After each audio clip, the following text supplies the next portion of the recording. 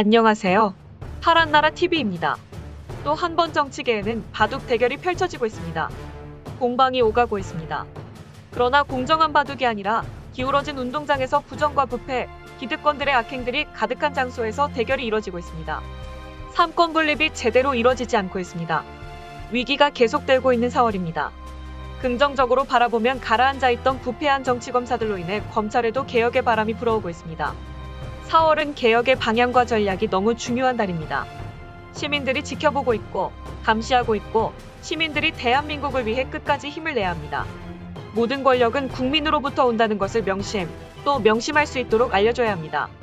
시민들을 호도하고 부패한 언론들이 자신의 권익들을 위해 편향된 보도로 시민들의 눈과 귀를 가리우는 행태들에 당할 수 없습니다. 오늘도 여러 중요한 내용들을 함께 알아보겠습니다. 그 전에 구독과 좋아요, 알람 설정 잊지 않으셨죠? 먼저 캡가톨릭 평화방송 이기상의 뉴스공감이라는 곳에서 담은 이수진 의원의 인터뷰를 공유하려고 합니다. 더불어민주당이 어제 정책의원총회를 열어서 검찰개혁 법안의 4월 국회 처리를 만장일치 당론으로 확정했습니다. 윤석열 정부가 출범하면 검찰개혁이 무산될 거라는 판단 속에서 20여일 남은 기간 동안 입법 속도전을 예고한 건데 당장 국민의힘은 문재인 대통령과 이재명 고문 지키기 위한 방탄법안이다. 오히려 민주당이 지방선거에서 완전 박살날 것이라고 반발하고 있습니다. 어제 인터뷰를 하기로 했는데 오늘 다시 모셨습니다. 이수진 더불어민주당 의원과 함께 검찰개혁법안 당론 추진에 대한 이야기 나눠보겠습니다. 안녕하십니까? 안녕하세요. 목요일 당선인이 초대 법무부 장관 후보자로 한동훈 검사장을 지명했습니다. 검수완박을 저지하겠다는 얘기도 했는데 어떻게 평가하십니까? 검수완박 문제랑 한동훈 씨가 법무부 장관 내정된 거랑 다른 문제 같은데 법무부 장관까지 과연 내정을 하겠냐고 생각을 했는데 정말 하는 걸 보고 그렇지 않아도 지금 저도 놀라워하고 있습니다. 한동훈 후보에게 검수완박에 대한 질문이 있었는데 민변, 참여연대까지 한 목소리로 한 사안에 대해 반대한 적이 있냐고 말했더라고요. 수사 기소 분리라는 기본 원칙에 대해서는 저는 참여연대나 민변도 원칙적으로 동의하는 거로 알고 있습니다. 다만 6대 중요 범죄가 대부분 권력형 비리 사건들인데 그런 것들을 수사 준비가 안 돼 있는 경찰에 막바로 넘기는 거에 대한 불안, 걱정이겠죠.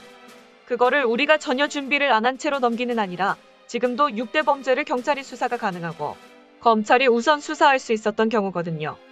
우리가 유예기간을 3개월을 둘 건데 3개월 동안 여당이 되는 국민의힘과 협치해서 새로운 청을 만들려고 준비를 하고 있는 거죠.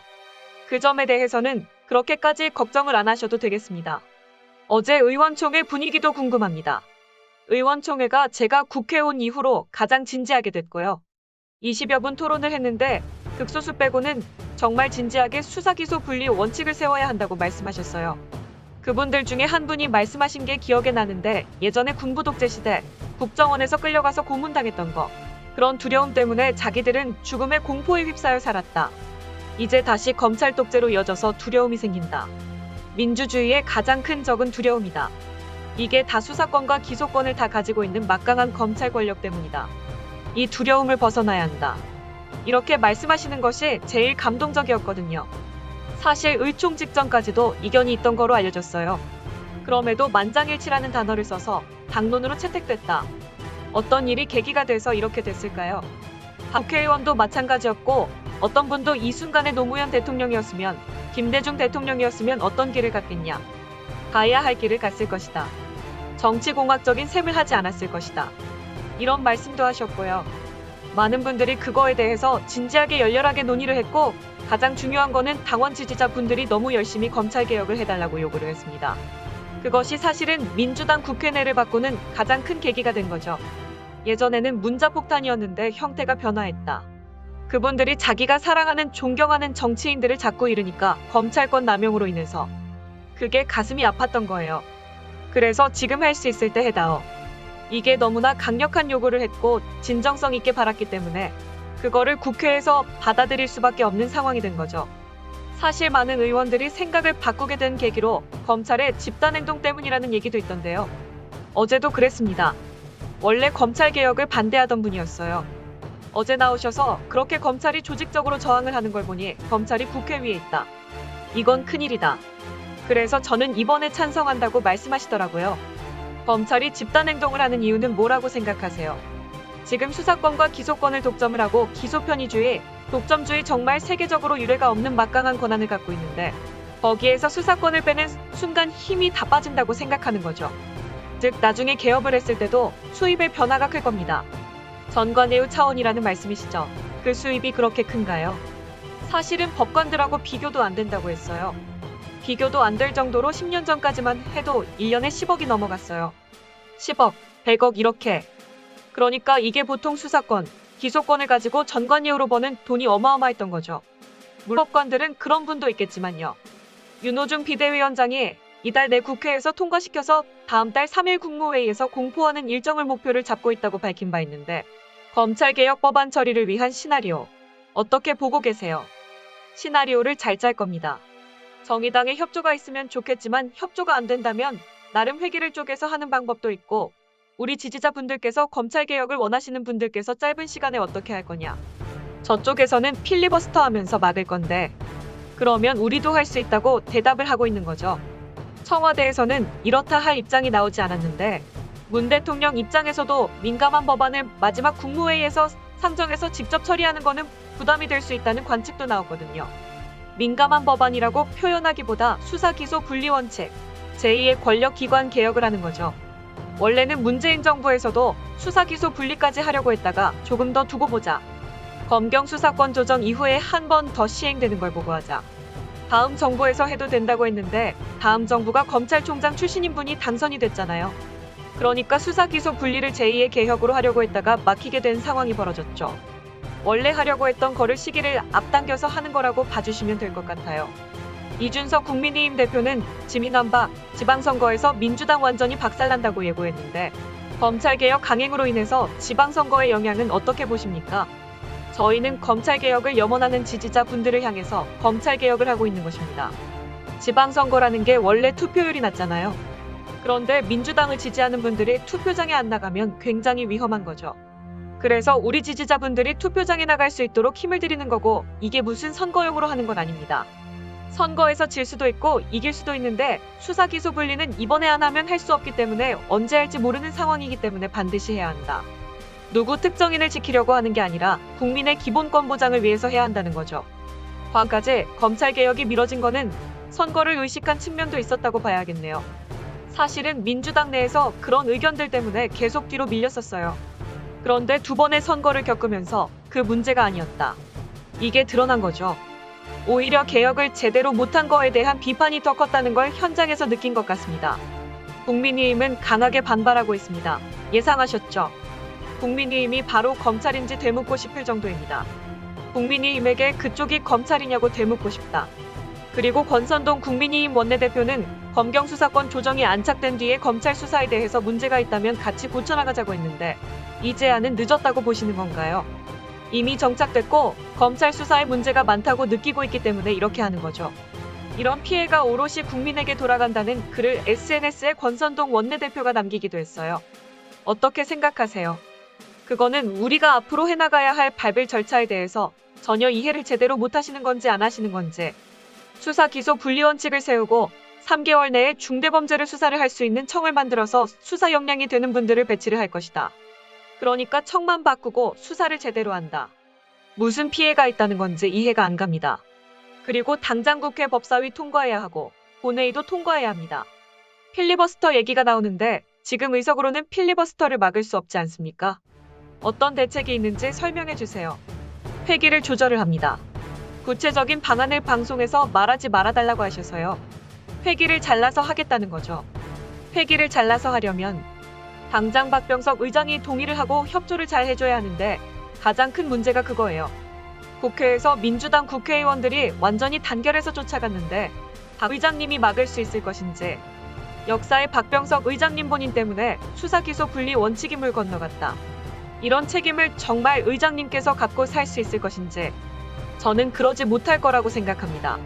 박병석 의장과 사전 논의가 진행이 되고 있죠. 지금 당연히 원내대표단에서 하고 있죠. 그러면 일단 회기 결정의 건이 먼저 돼야 하잖아요. 이번 주 안에 되나요? 지금 본회의 열면서 바로 상정해서 의결할 겁니다. 사실 그리고 검찰개혁에 대해서 비판적인 시각을 보였던 사람들 중에 지금 경찰의 모든 권한이 갔을 때 부작용 어떻게 할 거냐. 대안이 있느냐? 지금 그건 여러분들께서 조금 절차를 모르시잖아요. 먼저 외국 같은 경우에 수사권, 기소권 상황이 어떻게 되는지 설명을 해주시죠. 독일은 기소법정주의라고 해서 불기소를 하면 안 되는 범죄들을 법에 정해놔서 우리는 기소편의주의잖아요. 그렇게 정해놓고 하고 있고 검사들이 수사권은 있지만 수사 인력이 전혀 없어요. 그러니까 실제 수사를 안 하고 있습니다. 기소에만 집중을 하고 미국도 마찬가지로 미국 검사들은 기소에 집중돼 있고 기소도 대배심제도 시민이 참여해서 기소 의견을 낼 수 있는 상황이고 더군다나 경찰하고 협치를 합니다. 지금처럼 수사를 다 하지 않는 거죠. 수사하는 FBI나 수사기관과 협치하는 거죠. 수사를 직접 하지 않는다는 거죠. 우리나라는 수사권과 기소권이 검찰에 집중된 경우가 전 세계적으로 이례적이다. 맞아요. 수사 기소를 갖고 있으면서 지금 기소편에 기소 독점을 하고 있는 거예요. 다른 나라는 경찰이 일부 사건을 기소도 하고 있어요. 그런데 기소권을 다 검찰이 갖고 있고 기소도 하고 싶으면 하고 안 하고 싶으면 안 하고 이게 편의주의. 이걸 다 갖고 있는 나라가 우리나라밖에 없는 거죠. 해외는 뭐가 있을까요? 수사도 마음대로 하고 기소도 마음대로. 어떤 기관한테도 견제를 안 받는 거예요. 그게 얼마나 위험합니까? 모든 권한이 가는 게 아니라 검사가 영장 청구권을 갖고 있잖아요. 구속영장, 압수수색영장, 수사를 하려면 필요한 게 압수수색영장, 구속영장이잖아요. 그거를 검사가 청구 안 해주면 경찰들이 제대로 수사할 수 있을까요? 없잖아요. 너무 중요한 걸 갖고 있는 거예요. 영장 청구권을 통해서 수사를 지휘할 수 있어요. 뿐만 아니라 기소권을 갖고 있잖아요. 그러면 수사가 미비돼 있어서 기소 못하겠으면 보완수사, 재수사 요청할 수 있어요. 그러니까 서로 막강한 기소권과 영장 청구권을 가지고 경찰 수사에 대해서 얼마든지 재수사, 보완수사를 할 수 있을 뿐만 아니라 지금 징계도 가능하고 직무배제도 시킬 수 있고 시정조치도 할 수 있고 다 할 수 있어요. 더군다나 이번에 직접 수사 기능을 조금 남겨놓는 게 경찰들의 비리사건, 인권침해 사건에 대해서 검찰 내에서 기소청, 지금 검찰청이잖아요. 기소하는 검사들의 사법경찰에 대해서 직접 수사를 할 수 있도록 그 조항을 만들었어요. 그러니까 여러분들께서 걱정 안 하셔도 됩니다. 지금 현행법에도 그렇게 돼 있고 사법경찰관의 비리사건, 인권침해 사건에 대해서 직접 수사를 하겠다. 그 조항을 넣었어요. 위와 같이 인터뷰는 마쳐집니다. 그러나 그 후 한동훈 검사가 차기 정권의 법무부 장관에 임명됩니다. 이것이 의미하는 바가 무엇인지를 조국 전 장관이 설명을 잘 해주었습니다. 한동훈은 그냥 법무부 장관이 아니다. 정부의 왕장관이자 왕태자다. 1. 대통령의 신복 중 신복. 2. 폐지될 민정수석을 겸하는 법무부 장관. 3. 검찰 내부 윤석열 라인의 새로운 수장으로 기록이 남지 않는 비공식적 수사 지휘를 할 수 있는 법무부 장관. 4. 검찰 인사권을 가짐은 물론 민정수석실 폐지로 다른 부처 고위공직자에 대한 인사검증 권한까지 갖는 법무부 장관. 5. 수사기소 분리 입법 후 신설될 중대범죄수사청 또는 한국형 FBI가 법무부 산하로 배치되면 이 역시 총괄 지휘하는 법무부 장관. 6. 수사기소 분리 성사와 무관하게 상설특검 예컨대 이재명 겨냥 대장동 특검을 발동할 권한을 갖는 법무부 장관. 이라고 정확하게 분석을 했습니다. 과연 이러한 판도에서 민주당이 들 수 있는 초강수의 한 수는 어떤 것이 있을지 수없이 고민해봐야 합니다. 이미 당선인 신분으로 있는 경을 빨리 특검하고 한동훈의 휴대폰을 열어 모든 것을 만천하에 드러내야만 가능합니다. 속도전입니다. 지방선거 눈치 보다가 우물쭈물 지나가게 됩니다. 시민을 믿으시길 바랍니다. 개혁의 바람은 이미 시민으로부터 불기 시작한 것입니다. 그럼 결국 마침표도 시민이 찍을 수밖에 없습니다. 이럴 때 생각나는 말이 있습니다. 이재명 상임고문위원이 대선 후보로 외칠 때 선거는 일꾼이라고 표현하며 국민에게 권리를 위임받은 일꾼이라는 말입니다. 저희들의 일꾼으로서 빠르게 공의와 정의가 바로 세워져 경과 김건희 등 부정부패를 저지르는 모든 세력에게 합당한 처벌이 이뤄져야 합니다. 감사합니다. 파란나라 TV였습니다.